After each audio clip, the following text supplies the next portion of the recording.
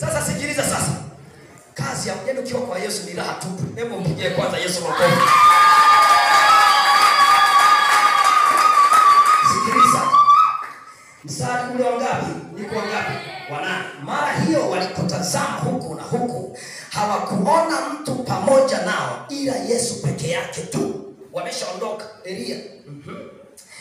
Na walipokuwa wakishuka mlimani, aliwakataza wasimweleze mtu walioyaona, hata mwana wa Adamu atakapokuwa amekufa katika wafu. Kwa nini Yesu anawakataza? Yesu ametoka mbinguni aje afe. Ilitimia andiko la kuwakomboa nini wana? Sasa Elia tena amekuja kama Yohana ili afe aondoke. Sasa nawaambia wanafunzi, msiwaambie kama mmemwona Elia. Mkiwaambia hawa maana yake hawataniua mimi, na mimi nimeletwa hapa duniani kwa kazi moja tu. Kazi moja, kutangaza ufalme wa Baba yangu na kufa pale msalabani ili wanadamu wafanye damu nitoke, wanadamu wafanyeje? Waokolewe. Mkiwaambia wale kwamba mimi ndiye Kristo, hawataniua kwa sababu iliandikwa Kristo atakuja kuwakomboa Waisraeli na taifa la nini? La Warumi. Amen. Mko mnaelewa? Anawakataza msiwaambie mpaka pale mwana wa Adamu atakaposulubiwa pale msalabani ndio muambiwe sasa. Yaani andiko limeshatimia la kuteswa. Unasikia ndugu zangu? Ndio. Sikiliza, nyinyi ni wanafunzi, nafikiri mnanielewa. Maana mwanafunzi bwana akili iko fast. Madesa ni mengi yana meza Koloni economy humo.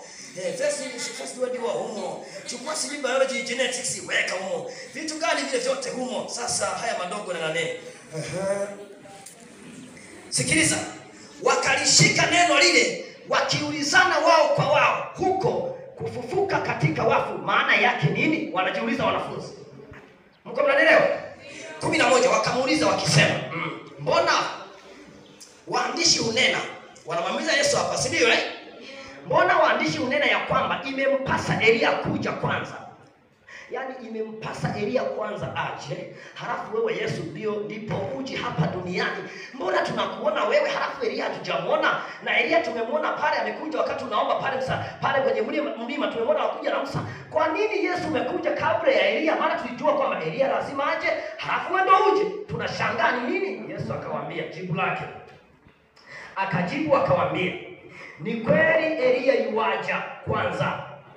Bwana Yesu asifiwe. Ni kweli Elia yuaja kwanza na kurejeza upya yote, lakini pamoja na haya imeandikiwaje wana wa Adamu ya kwamba atateswa mengi na kudharauliwa. Bwana Yesu asifiwe sana. Lakini nawaambieni Elia amekwisha kuja, nao wakamtenda yote walioyataka kama ilivyoandikwa kwake. Bwana Yesu asifiwe sana.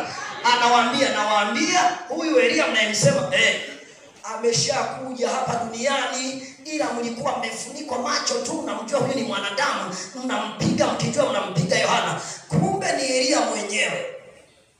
Elia ameshaishi tayari, ndio maana amemwona pale ameshaishi yote yaliyoandikwa, apigwe afe kama ilivyoandikwa rudi afe. Ameshaishi akafanya kazi aliyotumwa, ndio maana niko hapa. Yule aliyekuwa anabatiza alikuwa ni yeye. Sasa ameshakufa, ameshuka rudi wapi? Kwa Baba. Mnanisikia ndugu zangu? Inakuwaje sasa? Nao wakasemaje? Hata walipowafikia wanafunzi waliona mkutano mkuu wakiwazunguka na waandishi wakijadiliana nao. Bwana Yesu asifiwe sana. Kwenye Mathayo, mahali pengine kwenye Mathayo hapo anawaambia hivi, Elia ameshakwisha kuishi. Wanafunzi wakasema, anazungumzia habari za Yohana nani?